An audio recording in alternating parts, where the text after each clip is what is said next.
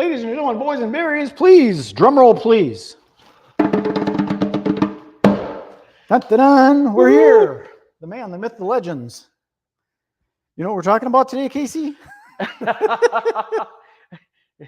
Yes. What is it?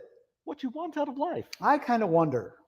I ponder that because with the whole concept of marketing, there's always the alignment thing. Yeah. And I had that when I was doing the event business because an event planner needs all those resources of caterers, balloon decorators, staging, lighting, limousine services, food trucks, portable restrooms, bleachers, power generator. They need all that stuff. An event planner needs all that stuff. Sure. And then when event stuff kind of with COVID, I went into a free fall figuring out who's my jive, what's going on here.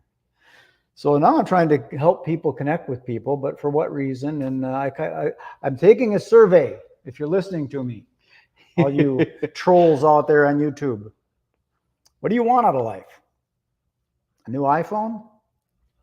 What do you want out of life? I think it's very fascinating that you are trying to come up with certain aspects of because of what happened with the event business and everything else. And then you're saying you're taking a survey. What do you want out of life while you're looking at the screen? Because really part of your journey for the last year and a half, 2 years has really been, what do you want out of life? That's why I'm asking. Yeah. So, and you're turning it around on me. You want to know what I want out of life? No. I want to point out what I want to point out is because we were talking about spiritual journeys and about discovery, right? Because that's what happened is that you went through this discovery phase. So you went on that ayahuasca trip and you did all of that. And it's the first time you ever did anything like that. So you totally pushed yourself out of your comfort zone. And it was all because you decided that you needed to figure out what you wanted. And you were so busy asking everybody else what they wanted that you were kind of like, I don't know what I want. So yeah. Kind of, but I kind of do know what I want. And I think it's the same as what everybody else wants. And the reason I say that is when you drive and you come to a red light, the person next to you glances over at you and then turns away. Sometimes. Why did they glance at you? I believe that humans want connection. Mm-hmm. And they're trying to find out what it resonates with. Back when I was doing the event planning industry, I wanted to connect with other event professionals. Mm-hmm. And now that I'm 67 years old, I want to connect with other people, and be in I don't like calling it a community. I don't like calling it a family. I don't know if I should call it a network. I definitely don't want to call it a network. But it's a vibe. That's the best, like we were talking earlier when John Armstrong was here, that it's a vibe. I want to resonate at the same frequency with somebody else so that we can get it. Yeah. Like, say, for example, we're going to go for a walk. Mm-hmm. And Casey's really into, I don't know, urban signage. and I'm really into nature and trees and water. Mm-hmm. We're going to have a hard time connecting. Not necessarily. Well, I guess I would have to then... some nature has a lot of signage. That's just it. See, I'm going to have to put up with signs and concrete and architecture. Mm-hmm. And you're going to have to put up with trees and leaves and birds and running water. Sure. So we're not on the same, we're not tuned into the same radio channel. Oh yeah, absolutely. But if we are tuned into the same radio channel, mm-hmm. like this excursion in Glencoe, Minnesota, where like-minded people are coming together, they're going there as a family or a society or a community or a network of people that we're going to break bread together and talk about life, liberty, and the pursuit of happiness. Yeah. And we'll all resonate. Yeah. Unless someone comes in there and goes, I think Trump is a racist. Now you're going to fuck it all up. Yeah, right. Because we're not talking about any of that. This is the whole point is intentional spiritual community. I just probably screwed up our whole algorithm. Possibly because we mentioned Man, you mention anything about politics and the algorithms go way out of whack, even in my own head. Like, people mention politics, and now all of a sudden I'm thinking about different type of philosophy. I know. But let's stay inside the more spiritual See what I did aspects there? of See what I did development. there? Shifted the consciousness into hate and anger. So we don't want that. Well, Look not at all even the hate and birds anger. coming. Look how the birds coming up here. I know, right? We have birds perching. Hi, you guys. I know. I do. Notice they don't have really any cool. signs around their neck or anything like that. They're just nature. They're just hanging out. I think that one has a sponsorship by Nike, though. that Nike swoosh. No, that's the bird's wing. That's the bird's wing. He thinks it's a Nike swoosh. It's funny. So yeah. So this actually is a really important segue. I actually think that I'm glad you brought this up, a distraction, right? And this happens in daily life. It does. We have on a daily basis, we are filled with distraction. We're in center, we're acting, we're walking through life, we're cleaning, we are present, we are with our children, we are playing, we're doing all of these things. And then that kid falls down, starts crying. It's a distraction. We have to go and we have to take care of this. Or maybe it's not for you. Maybe it's a different kind of distraction. Maybe the distraction is going to work. Maybe the distraction isn't work. Maybe the distraction is something that happens at work. Or something on social media. It says, like my page. Or something happens on social media. Maybe it's politics. Maybe it's a sign or a billboard. Maybe it's a pretty girl. Maybe it's a handsome guy. Maybe it's both. I don't know. But the point is that our life is completely filled with distractions. But at its core, what we all want to do is keep coming back to center. Mm-hmm. We want to experience our life. We want to be present with our life. We don't really want to distract ourselves with life. That's not really our goal. I don't know of anybody who's like, I just want to be distracted 24/7 and never accomplish anything that I've ever really truly wanted out of life until the day I die. Well, what I did with when I was living in Asheville, I had this idea of creating this academy for coaches and consultants and teachers and trainers and presenters and performers. Yeah. Because I saw this coaching thing taking off, and now it has. Everybody's a freaking coach. Everybody's a coach.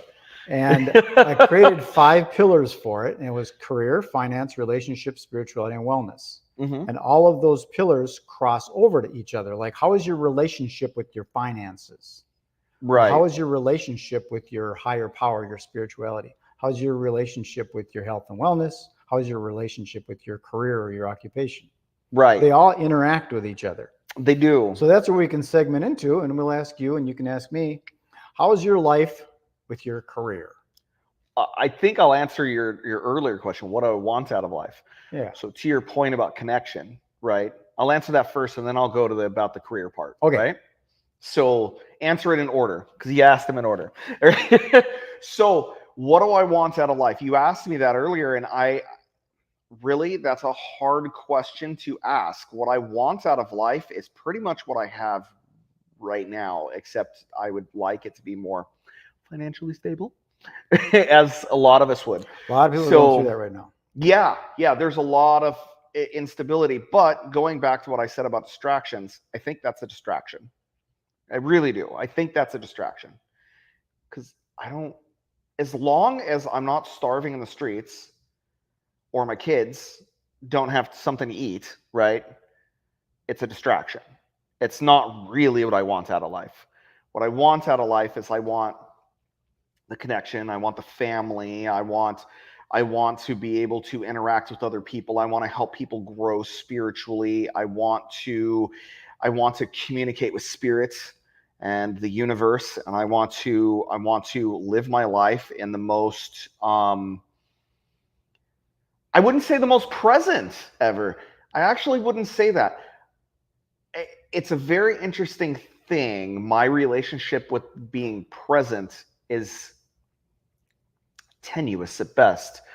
I'm present a lot of times, but sometimes I'm not present with the here and now. Well, there's something about being present. in that I like harking back to the past and talking about the good old times. Like I was Sure. at an event, the 125th year anniversary of the Eagle Magic Store, and that's located here in the Twin Cities. It's an old magic store. It's a physical brick and mortar space, and they had their 125th anniversary, and we talked about all the people that have come through that store. Muhammad Ali, Houdini's leaned on the shelves of that place, and me as a kid going there on our bicycles. Then there's the future. So I'm not in present moment. I'm thinking, what do I want to create in the future? Right. So yeah, you got to get back into present moment. You can hark back. Do I want to do that again? Maybe not. Do I want to go that direction? Maybe not. So you do have to do the past and the present and the future, but they say all you got to really right now is now. I have a really strong relationship with the spiritual side of life, though, and by that I mean spirit in general. Like, so while I am present, I'm not always present in this tangible reality. There's a lot of times I'm present, but I'm very present with this kind of mystical world that exists. Well, if you take it and you it's take not this necessarily here and now. If you take this physical reality and then chop that that atom and the molecule and the electron and the neuron, and you get down to the quark and the string and all that stuff, you're getting to where you want to be, into that vibration, that stuff, that spirit. Right. But what I mean by that is okay, so there is a person that my wife follows. She ended up watching this person, and they defined shaman versus medicine man. And they were talking about it, and she goes, I've always used the word shaman whenever it comes about you. This is my wife talking about me, right? She goes, I've always used that word shaman. And anybody who's watched this knows that my relationship with that word is a little bit funky because of the fact that that terminology keeps shifting what it really means depending on who you're talking to. And it's kind of a tricky word, right? However, this lady, the way that she defined it is somebody who has 1 foot in the spiritual realm all the time. Walking two worlds. They're always walking two worlds. So they get very distracted. When I was a kid, actually, people used to call me Spacey Casey all the time. They call me Spacey Casey because I would literally be walking down the street.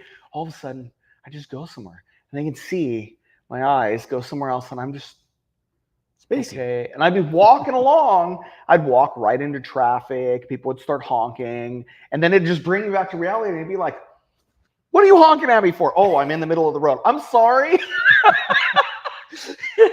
And I wouldn't even realize where I was sometimes. It was really funny. And I still do that. I still do that to this day. And so that's what I mean by oftentimes I'm here and now, but my here and now isn't necessarily what other people recognize as being here and now. It's a matter of grounded. It's very tenuous. It's the root chakra versus the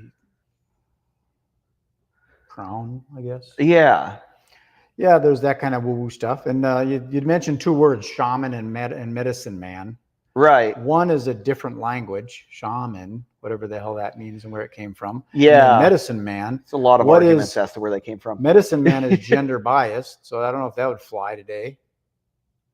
So you got to use shaman because it may be by gender, whatever you want to call it. Well, I mean, it depends. If you go back to where our understanding of medicine man in the United States came from, right? Because obviously in the rest of the world it's very different. But here in the United States, our terminology of medicine man was very influenced by the Native Americans. And by Native Americans, I mean the Americas, right? Here in the United States, people don't even understand how much of a mishmash we are, even whenever they live here.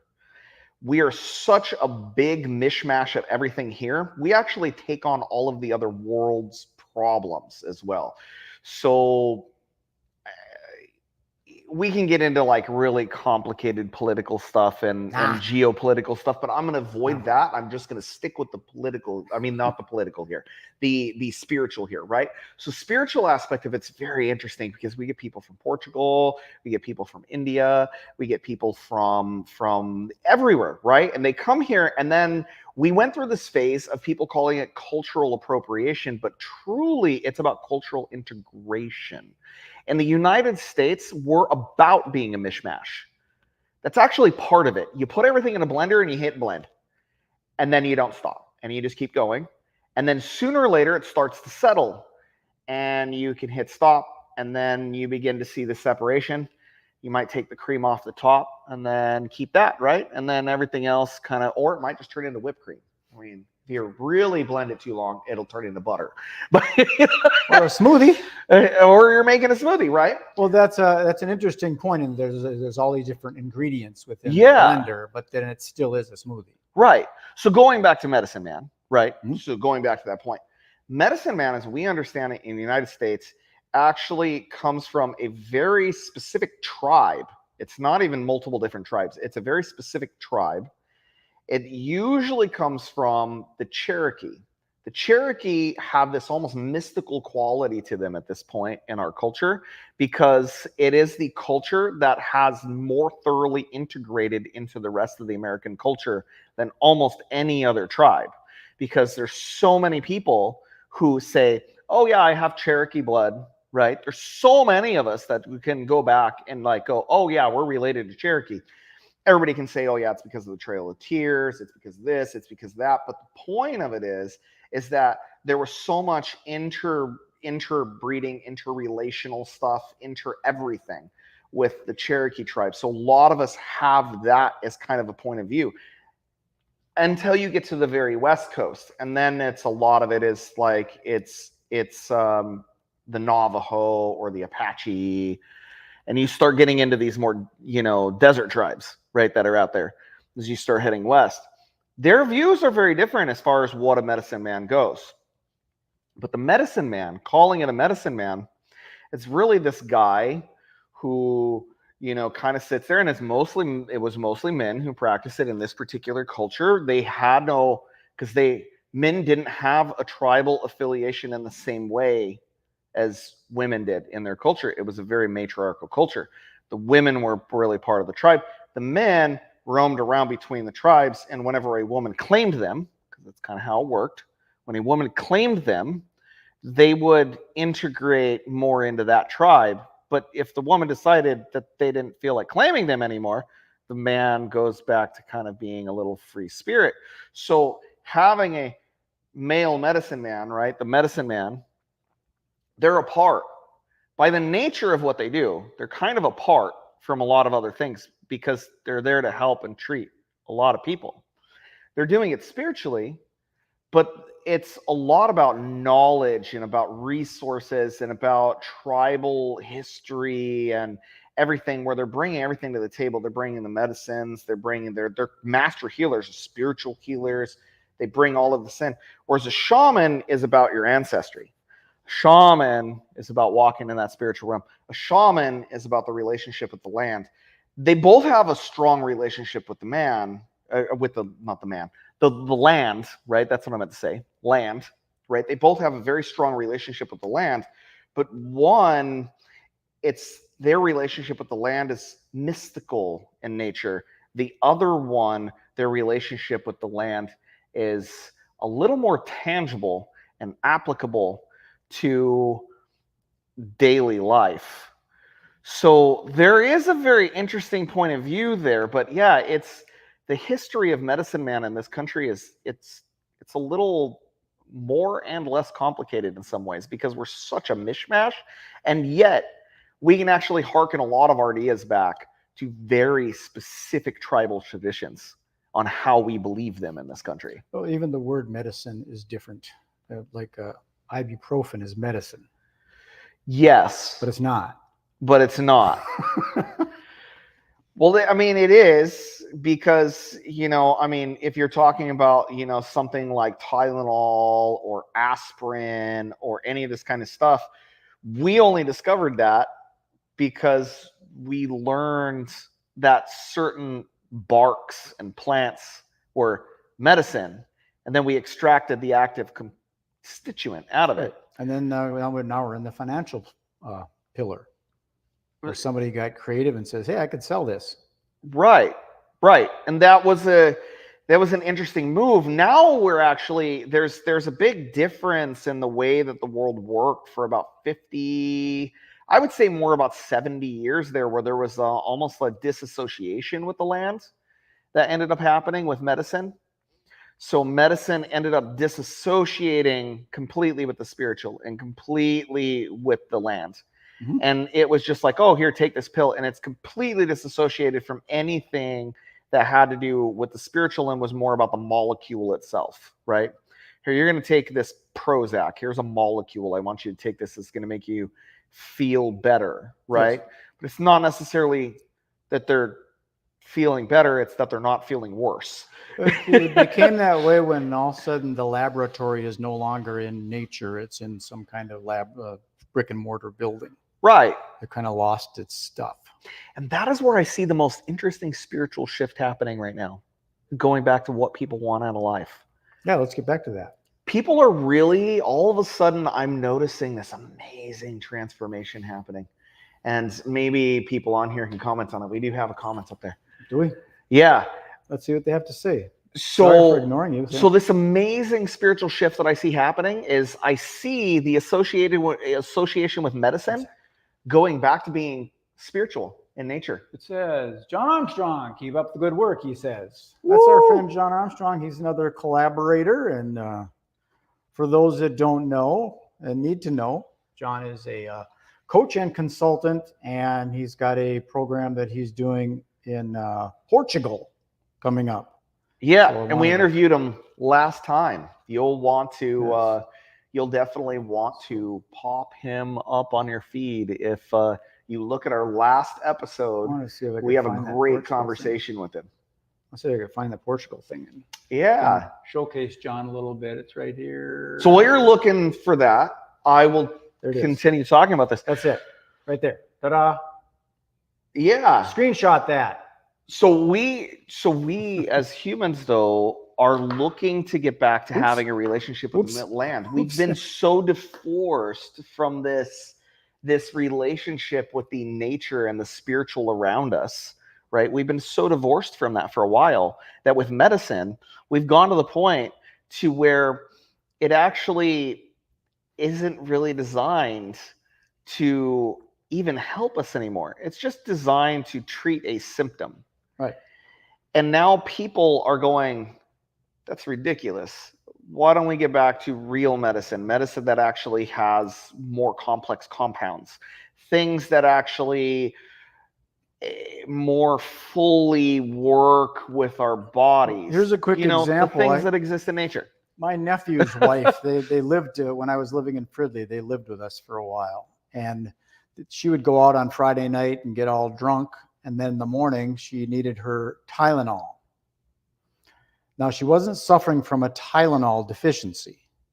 She was suffering because she ingested poison into her system.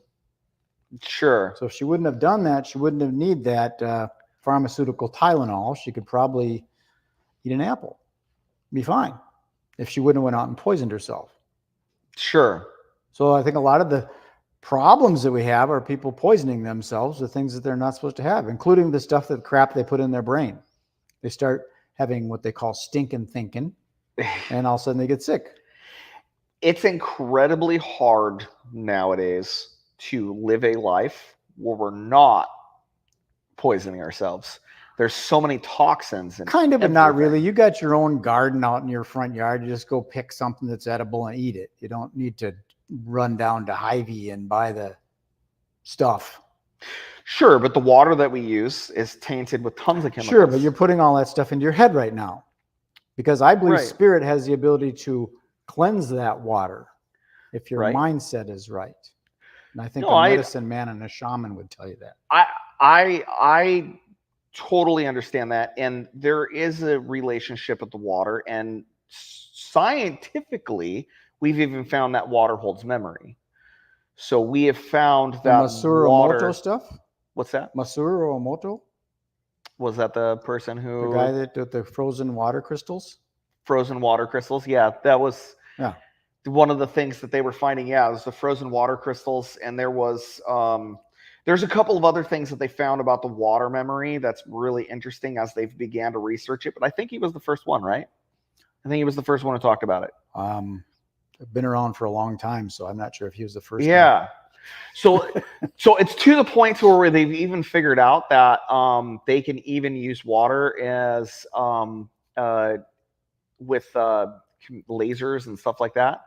They can use water to actually save and extract data. I believe that. I believe water is a binary system, just like the computer programs are. Mm-hmm. You got hydrogen and oxygen, and it's the dit and the dot. Right. Which, of course, brings up dead water, right? Dead water, yeah. So a lot of the water that we're all drinking now has so many chemicals in it, and it has so much, it's had so much like changed about it that by the time we're consuming it, right, it doesn't really, it's been very diluted, I would say, but that's not really a correct term at this point. It's just really, it doesn't really have anything left alive in it. It's not living water. It doesn't have any of that memory left in it. Sure. So it's kind of, it's very interesting. And so even our relationship with our water is very extrapolated. Yeah, it's manufactured. It is. The water's been processed.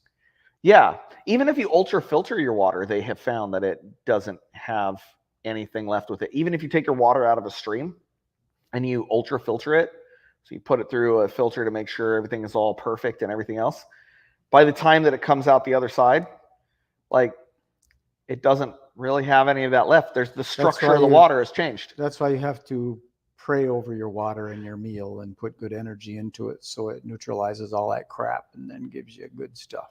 Take out, in goes the good air, out goes the bad. There is a big thing to that. I was talking about that with my wife the other day. We were talking about prayer and food and water, and even like, you know, Native Americans did it whenever they would, you know, they would go hunt down an animal. You know, Christians do it every day. You know, at least if they're following what they're supposed to do. They go and they pray over their meal and they pray over their water.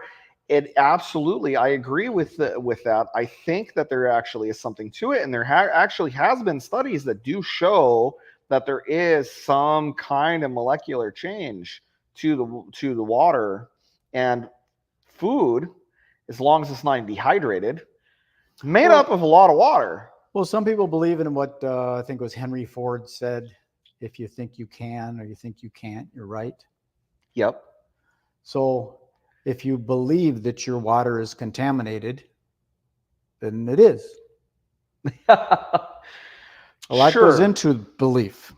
But we were talking about chemicals and about the poisons getting in our body. But even if the chemicals are there, I believe that you can say they're not. And you won't. There's a. So you think that thinking that the chemicals aren't going to affect you, or believing that the chemicals aren't going to affect you, makes the chemicals not affect you. Yeah.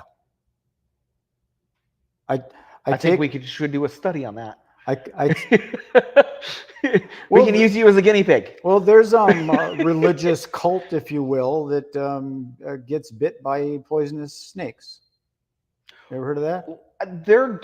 They're not actually trying to get bit by the poisonous snakes. I do. They're here in the Midwest. Yeah, so there's a whole religious subgroup where they do the snake handling. Yeah, but they actually think that they won't get bit by the serpent. Okay. For their spiritual belief. And that if you get bit by the serpent, then that was because you didn't have a strong enough relationship with God. So that was more like it. Not that you would overcome the venom. But there's some people that don't get affected by a bee sting, and other people are allergic to bees, and they are impacted. Or there's some people that get that don't get bit by mosquitoes, and some people that do. So I'm not allergic to bees, as in like I'm not going to swell up and die. But obviously, I have a normal reaction to them, where whenever they sting you, this is pretty much a common reaction.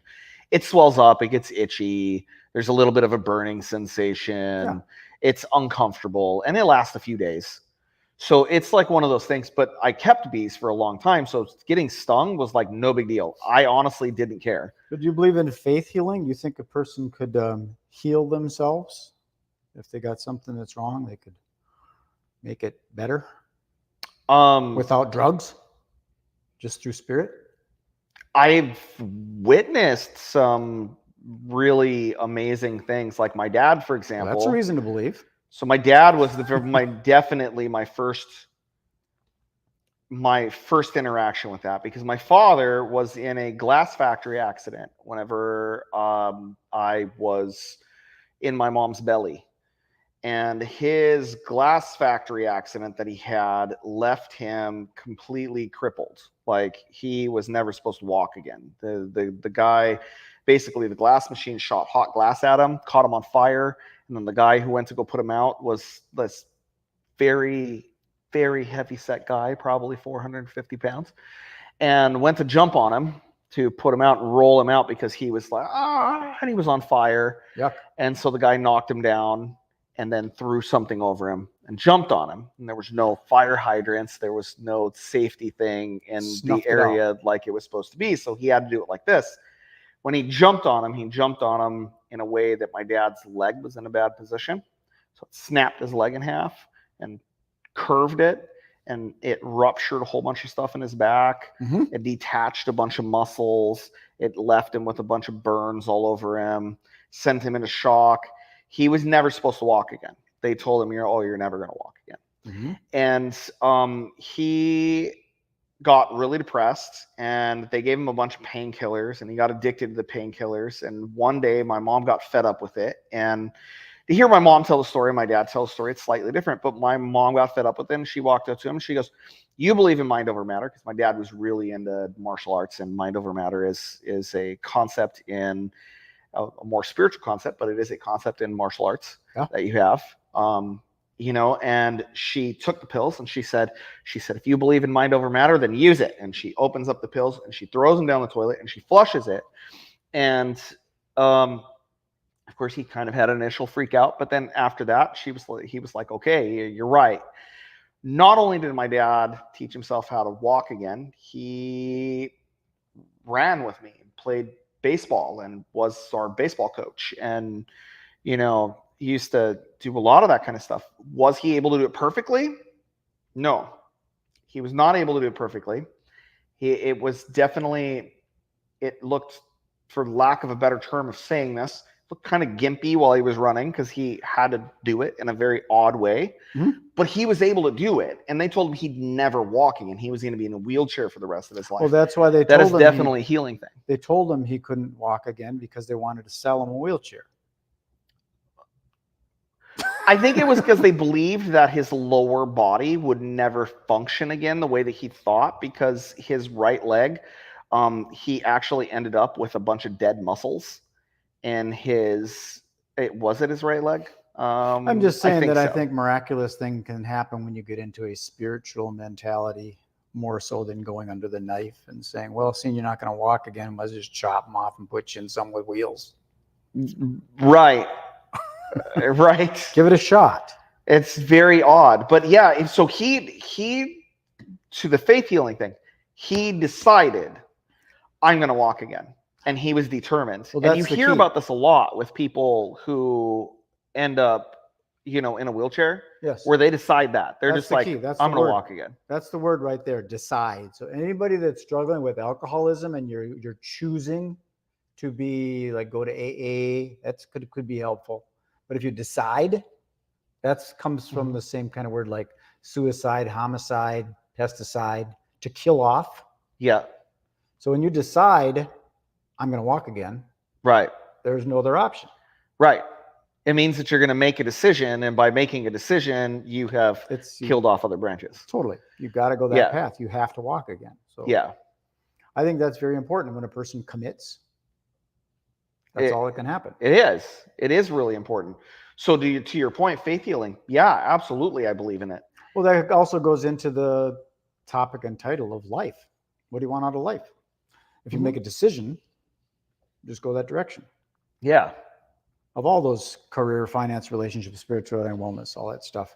get that all in alignment in I call it a synergy, a harmony star. Have you ever experienced something with faith healing? Yes, I was diagnosed with having a hole in my heart. 1 out of 5 people have that situation where a little flap doesn't close the murmur. hole. I don't know if it's a murmur. The way that they explained it to me and the doctor said that when you're in the womb, you don't need all 4 chambers of your heart. You only need 2 because you don't need your lungs yet. Yeah. And when you pop out, your lungs inflate, and now the blood goes through all 4 chambers and gets filtered through the lungs, and it helps to filter the blood. So if it doesn't go through the lungs, there's a possibility of plaque or clots or whatever bypassing the lungs and going right to your brain and causing a mini stroke. So I had that situation. So they gave me an option of trying an experimental thing where they pop a lid and put it in a little hole and it pops open like an umbrella and plugs a little hole. Yep. I didn't want to get cut up. So I said, God, I want to get rid of this situation. I want you to heal that bad boy up and we'll take care of it. So that's why I went to Asheville, North Carolina and had an agreement. So now I don't have the hole anymore. Nice. And they've checked it and everything, and they're like, yeah, you're healed. No, I don't need to check. I told you I'm done. Okay. Why do I need to have doubt? Well, no, not that you have doubt, but I mean, sometimes other people need evidence. That's why I'm saying it, because it's. Well, you don't need evidence if you believe. Well, but for our audience. And well, be skeptical. There was a guy on there was talking about our teeth growing back. You said something about teeth growing back. Yeah, they didn't believe it. Guy who was working on it. They didn't believe it. So that's cool. They can go check out the sources that I gave him. So I replied back, "You don't believe?" ? And he said, "No, I'm all in if it works." So now he believes. So it works. So here's my drinking story. I used to drink a lot. Yeah. I acquired. And you came from a family of alcoholics too. I earned 3 DWIs. The third one, when I saw the lights, I said I quit. I made a decision. I quit. I'm done. So I haven't consumed any alcohol since then, other than I had a kombucha, which I learned that had alcohol, and I didn't know that it did. I don't drink. It's a difference. So my understanding is that kombucha does not have alcohol in it. It's a little bit. Well, it's a different fermentation. So what the byproduct is dependent on the bacteria or the yeast that is consuming. But it did give me a little bit of a tingle when I drank it. Really? Weird. And I think on the bottle it said that it contains a slight amount of alcohol. So it depends on how they brewed it. Interesting. I guess that's where some of the corruption comes in. If you do a real kombucha, it wouldn't have any alcohol in it. But now these breweries that are doing kombucha too, they put a little alcohol in it. Interesting. Anyways, yeah, I believe in believing. I think it's on my business card: conceive, believe, achieve. It's to me, that's like the Trinity. Yeah.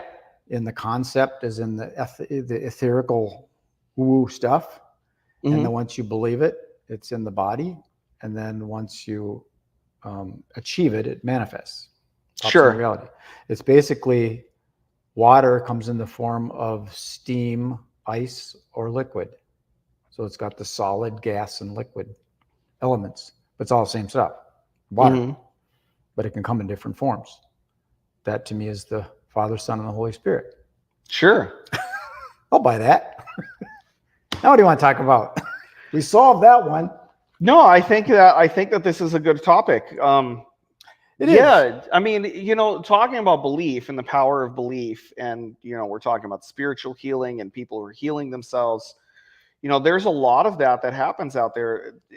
It's interesting how whenever we're working with. Oh yeah, more comments. Let's see. Who is it? John again? Yeah. He says, great conversation today. Oh, that was while he was in the office. John was just here in the World Nerve Center headquarters of Your Authentic Reflection Studio, located in New Hope, Minnesota. Yeah. Yeah, even decorated a little bit today. Yeah. I figured we want a little bit more in our background. Male decor. He did it. I Yeah. said just leave it. Okay, what were you talking about before I interrupted with John?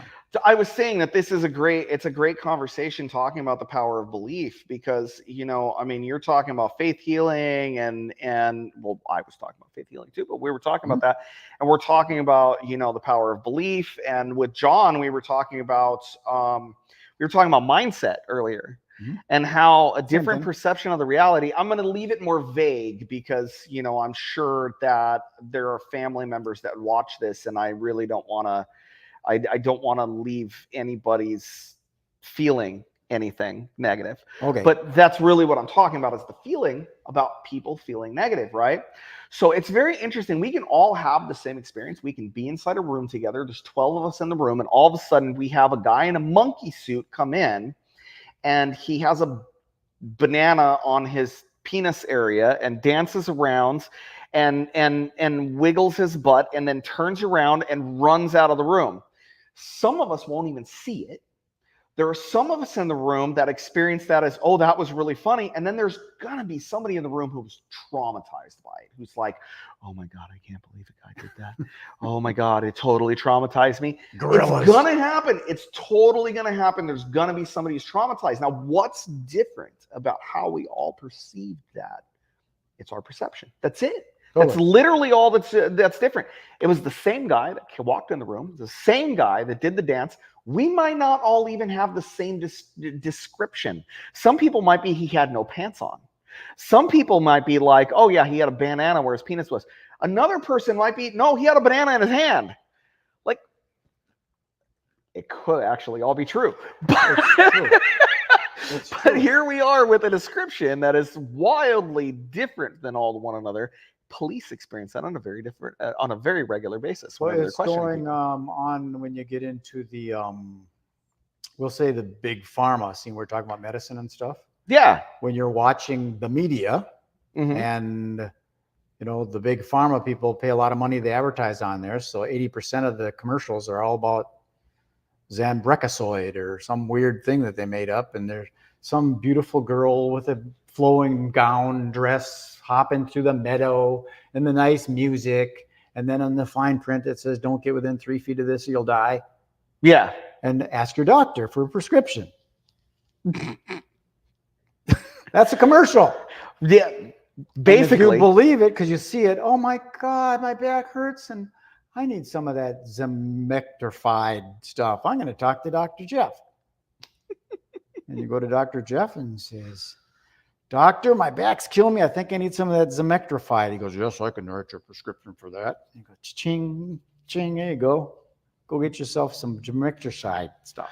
Yep. Oh, that pays for my vacation this year. Pretty much, unfortunately. Yeah, that's one of the things that's happening. There are some ethical doctors, by the way, though. So there are some very good ethical doctors. There's good people on both sides. Yeah. Yeah, I had one at my at the place that I used to go. Unfortunately, I don't go there anymore. The doctor moved to somewhere else anyways.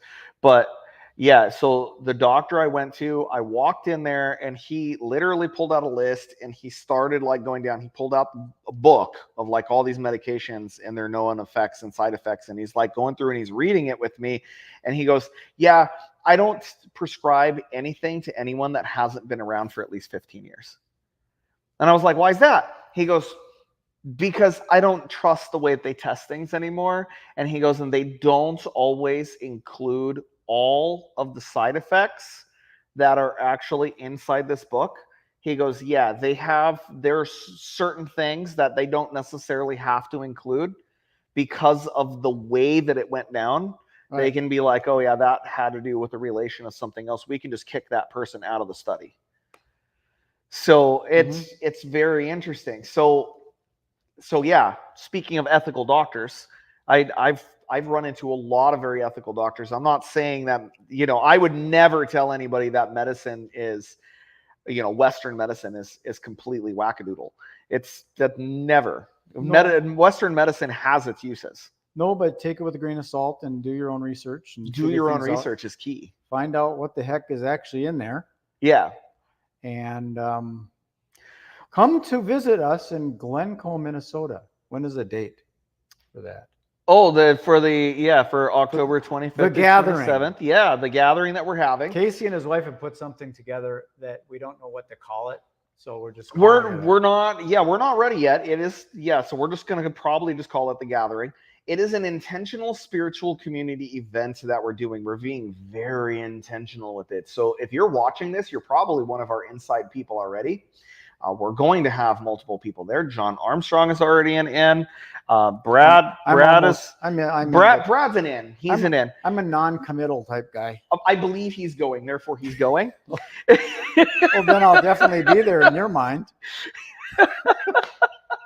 So Casey will be talking to me on that couch, and everybody's going, "Who the fuck you talking to?" I'm talking to Brad. He's not there. Yes, he is. He's totally here. Believe. I know it. He's here. Now let's see if that manifests. Oh yeah, you're absolutely going. See how that works? So, the thing about it is this. If there is anybody within our community who happens to hear any of this and is still actually listening to it, because most people I'm sure are like, oh, I ran out of time, and then they stop, and then they might not go back to it. However, any of you who are still listening, the one viewer that we have up there, make sure that you realize we will be having this intentional spiritual event. And if you are interested, contact me or my wife. For those of you who know me, absolutely know my wife. And he's about to put on my website. There you go. Just contact me if you're interested in going. It's about building an intentional community, and it's about those of us who are currently working towards that. People who are living it, people who are having business that has to do with building intentional spiritual community, people who are interested in being a part of a spiritual intentional community, all these sorts of things. It's not going to be denominational. It's not going to be like we're going to force you to believe a certain way. We don't give a crap how you believe.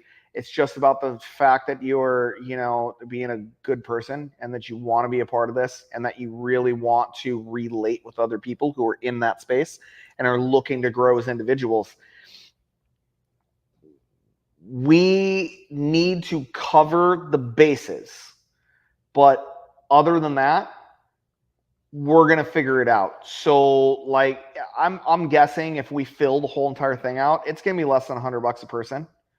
So, and it's going to be a whole weekend, and there's going to be food there, and we're all going to be involved with one another. And we're going to have, something that we're going to have to offer. Every single person who's going is going to have something to offer to share with the rest of the community. So, just contact me if you're interested. Hey, look, we got another one. Yeah. Is it our friend of John again? Might be. No, this is Brian Lindholm. Hey, Brian. Woo! This is a new friend of mine. Nice. And Brian says, sounds interesting, guys. Well, if you are interested and you feel like being in Minnesota on October 25th through 27th in Glencoe, Minnesota, staying on a place called the Femme Farm, just give us a ring. It is really beautiful place out in the middle of a farming area, rural, and it is just absolutely stunningly gorgeous. And we have enough sleeping arrangements for, I would say, probably if we were to use sleeping bags and sleep on the floor of some of the rooms, we could push it to 17, 18 people. You could stack them up. Really, our goal is to have 10 to 14 people. There you go. Spread the word. Yep. And here's my little collaborative. Put that on there too. Woohoo! Yeah, and Brad has the details too, so you can give Brad a call if you want to contact him too. He'll just put you in contact with me, I'm sure. And now you got details. Yeah, and now you got them too. So what time is it? So again, we're being very deliberate about this. So if you want to go, you've got to contact us about this. It's not something you can just sign up for. You got to contact us and being like, hey, so I'm interested in this. This is something I would want to bring to the table, and I'm interested in what everybody else is bringing to the table. And then we can have a good discussion about that. It's like a mastermind kind of thing. There's a new thing that's happening that I've noticed in people that I'm talking to. They're not able to put a word to it. which is interesting. It almost is more of a feeling Mm-hmm. because things are shifting. I mean, there's a lot shifting in the world right now. The ads that on Facebook, they don't work the way they used to. Yeah. There's even stuff with the United States Postal Service. I do a broadcast, a bulk mailing, and some of them don't come back. Like I had one just not too long ago about the Event Expo. Mm-hmm. Do you remember when I did that? Yes. That was 2 years ago. Mm-hmm. It's taking that long for a return to sender to happen through the United States Postal Service. You kidding? It took 2 years? Holy cow. Yeah, it takes a while. That's very interesting. It is. It's so things are weird. I mean, you know that with all the political stuff and the polarity, and yeah, it's a weird world we're in now. So I think what's happened is we're trying to grasp on what this is, and it's not just us. I think it's the wealthy and the not so wealthy, and the healed and the not so healed, and it's everybody. It literally is everybody. We're all trying to move into a new state. That is honestly what I would believe. Hopefully you guys don't hear me doing this. I just thought about the fact that this is the wire hooked up to my mic and you might hear this. But anyways, yeah, because I have the wire. I'm running it through my fingers. Electrons? I have no idea if that's audible. See if we can. But anyhow, so I think that the world is headed on into a very interesting new path. I think there's some of those who are very comfortable with the way that the world has always been, and at least in their perception of the way that the world has always been. And they're very comfortable with it, and they don't necessarily want it to change. But I think they're the minority right this minute, and there's a large portion of us that are trying to move into something new, into this very interesting spiritual space that is a spiritual space that we kind of came out of, kind of messed up everything for a while, and then now we're like, wait, we threw out the baby with the bathwater. We need to go find that baby real quick, bring it back, and nurse it to good health. And we need to like have this aspect of the world come back to us. And that is the spiritual world that I think we're all finding ourselves in. I think it's all still the same. It's just people's perception of what it was. We have given ourselves separation. We have given ourselves separation? Yeah. By the nature of the way that we're living, we have given ourselves separation. Because as we talked about earlier, it's about perception. It's about mindset. It is. And that's kind of my point, is I don't get into the political thing. Like when I'm watching the media, I don't listen to what they're saying. I listen to what they're thinking. My perception of what they're thinking. I've said that before. Yeah. And I remember when Nixon was a president. I remember when John F. Kennedy was a president when I was a little kid. I remember when Clinton was doing it. I remember when Obama was doing it. I remember all these things, but I still put gas in my car, and I still eat an apple once in a while, and life goes on. It always has. It depends on where you focus your flashlight. I have a very interesting relationship with politics. Okay. There was one point in my life I didn't give a crap about politics at all. Then I moved into a different stage of my life, and it's pretty normal. You know, I mean, if you look at the way that the human psyche evolves and the way that it works, I then became very involved in politics for a while. And people ask me, I don't understand what you're doing. Why are you involved in politics? Typically, the things that you're interested in are, you know, naturalism, spiritualism. You're interested in magic, and you're interested in the unseen and paranormal. And how in the world is politics in all of this? For those of me that have known me the longest, they know that it really comes back to this interesting relationship I have with the concept of philosophy as has evolved for a long time. They know that at heart, I'm kind of a philosopher. I know that's a big word, and a lot of people think that has big shoes to fill, and that they have an idea as to what that needs to mean. But to me, it means that I come up with a philosophy that I try to live. And politics for me was an attempt at application of knowledge, an application of my philosophy of life, and putting it into use. And that was really what my interesting relationship was with politics for a long time and why I became involved in it.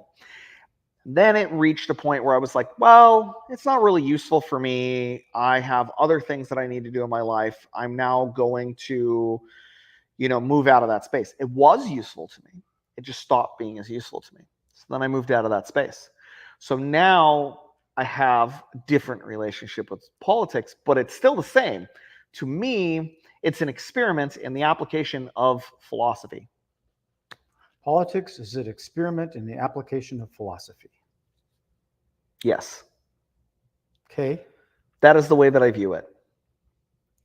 I view politics as opposite poles, a spectrum.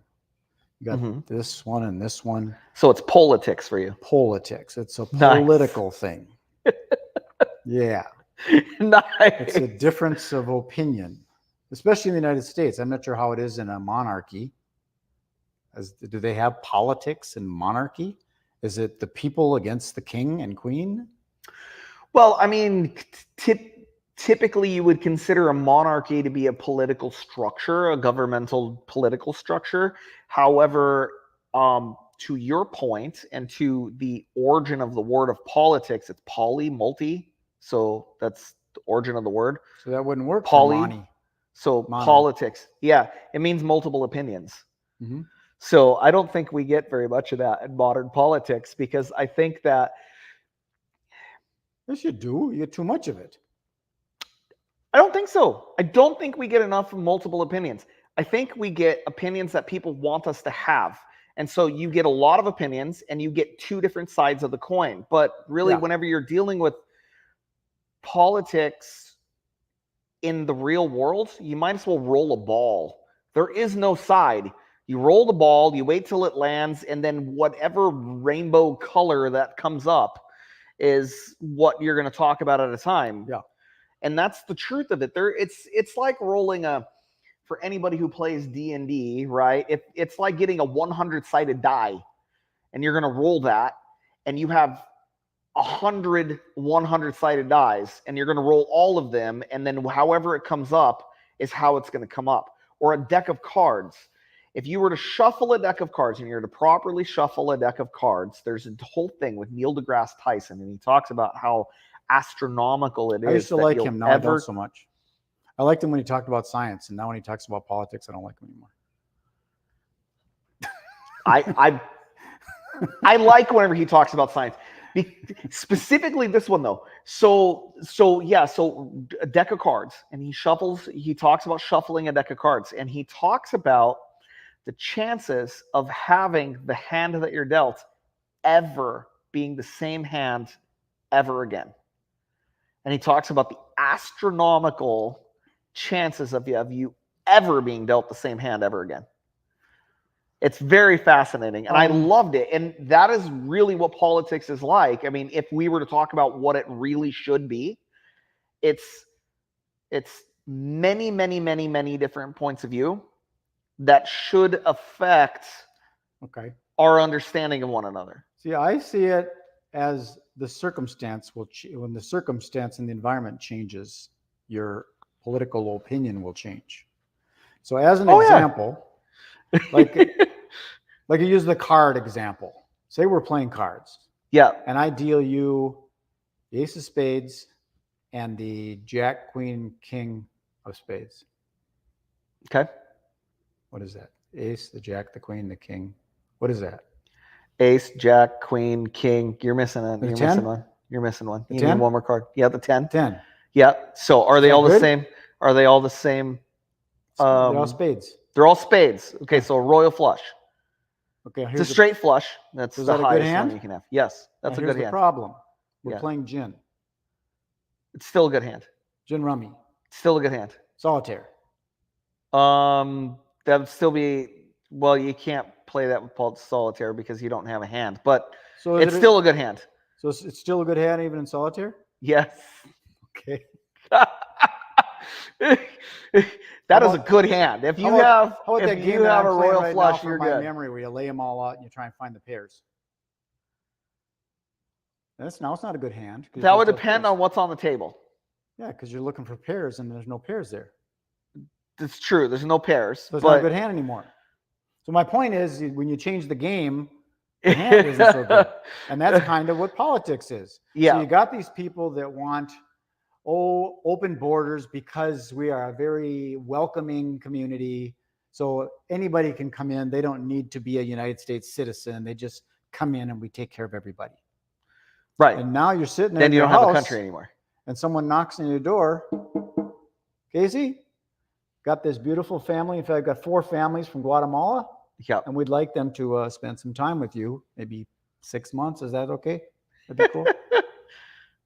I would laugh at them, just like I just did. But my point, you get my I'd be point, like, right? no. All of a sudden, Yeah. the opinion would change. The We are very opinion. welcoming as a country, sure, when it's in your own backyard. Same thing with the gun law stuff. No guns. Now some guy comes in, he's trying to rape and murder and kill your family. You kind of want to have a gun because they got one. So your opinion will change. Opinion changes depending on what's happening around you. Circumstances. Yeah. Well, it's not only just depending on what's happening around you, it's depending on life experiences too. You have different set of life experiences. Yeah. Your outlook on life is going to be completely different.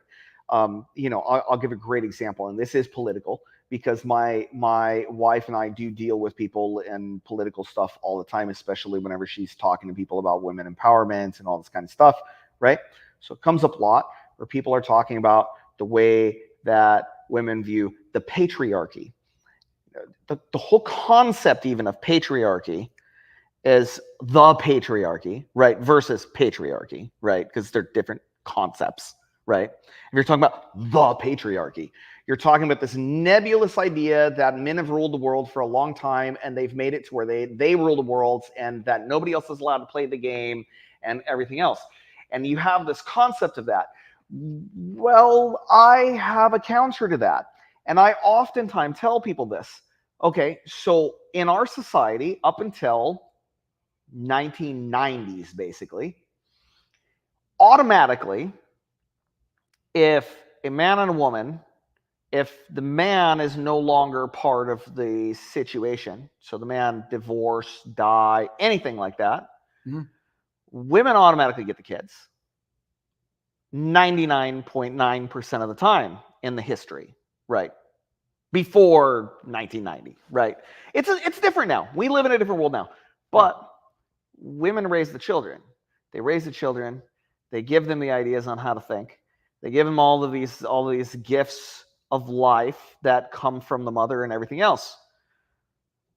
Who actually came up with the concept? Is it really the patriarchy? Because the patriarchy is this idea of this political kind of scheme of the males controlling the world. But the reality of the situation is for many years, behind every good man, there's a good woman. Always. Always. You look at the history of the entire world, unless we're talking about Genghis Khan, or we're talking, and even then, I'm sure that there was a very strong female influence somewhere there. We just don't know. Khan had a mother. If we talk about Alexander the Great, actually, there's a lot of stuff where he talked about his mom. He even had a whole thing about. I don't know of a man that doesn't have a mother. But yes, exactly. So that's what I'm saying. So like this whole concept of patriarchy, the way that a lot of people view the patriarchy, in my mind, the way that I view it is completely different the way that other people view it. But I had a very different experience than a lot of people do. A lot of the people that I'm talking about too, because of where I live, and that I'm having these conversations with, are very post-Protestant Midwest, which if you look around the entire world and they look at the interesting religious structure here in the Midwest, it is unique in the entire world. I see that we are running out of time, so I'll make this quick and then we can move on. But basically, the concept here in the Midwest of the way that the patriarchy exists is based off of this religious concept, which is very unique here. The Midwest religious concept is very different than the whole entire rest of the world. And in fact, so they teach college courses on the subculture of the Christian faith here in the Midwest and how it's practiced so different than everywhere else. And so when I'm talking to women about this, that is the background that they have. So my interrelational concept of the way that I view it, so radically different than theirs, because I grew up in Los Angeles with a family with a grandmother who used to say things like, you may be the head of the family, but I'm the neck, and I'll clamp down if I want to, and I'm going to turn you where I want to. She used to say things like that. That was the way that she felt about it. And I had very strong women in my life. My mom and my Oma and my aunt, very strong women. My grandmother was a very strong woman. And these women in my life ran their families. On my mom's side, there was no male figure. My grandfather on that side ran off. When my mom was a year and a half old, was the last time she saw him. He ran off to go have a different experience in life.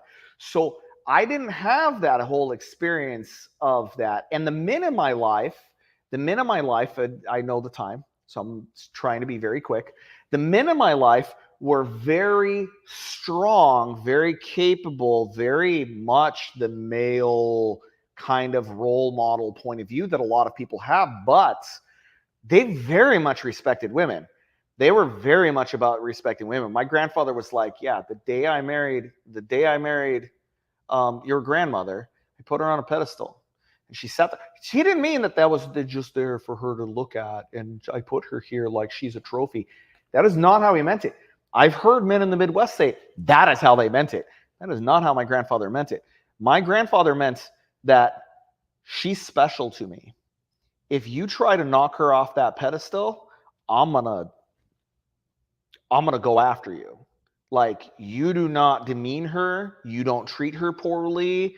That is a special woman in my life. And to him, that was the person who saved him. So all of these ideas that we have comes from our point of view, from our perceptions. It's from that mindset.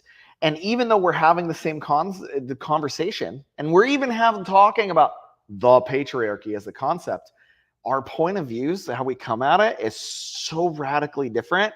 We're not even in the same world. We're not even in the same world. That is true. I agree. I think you have to look at stuff from a neutral point of view and make a decision. Yeah. Or a choice. Absolutely. Because there you go. And both can be true. Because all of us came from a mother and a father. Mm-hmm. It's probably a good idea to keep that thing. Okay. We're going to sign off. You do an anti-drum roll? No, you got to undo. It's got to be soundless. You have to somehow do unsound. Wait, maybe have it go in reverse. Okay. Thanks for tuning in, guys. Appreciate you. I'm just going to reach over here. No, I can do it with this. I can turn it off with this. Woohoo! My little pad. So, peace, love, and happiness. Enjoy the rest of the day. Be good, be kind, be nice. Did I say be nice?